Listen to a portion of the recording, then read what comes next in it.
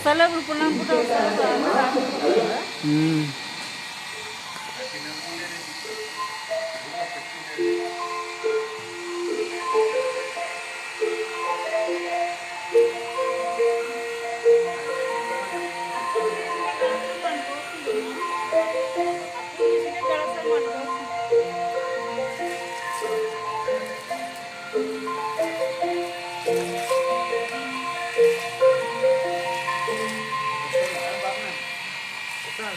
కానీ సంఖ్యకు కానీ వేధించుకున్నప్పుడు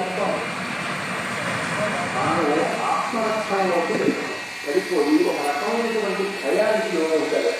భయానికి మానవుడు శాస్త్రంలో మృత్యు పరంగా ఎలా ఆలోచనలు కొత్తపడాలి, భయపడవలసినటువంటి వ్యక్తికి కూడా జరిగిన ఆలోచన కారణం రావు. కాబట్టి ఇక్కడ అంత భయపడిపోయినటువంటి వ్యక్తులు అన్నాడు.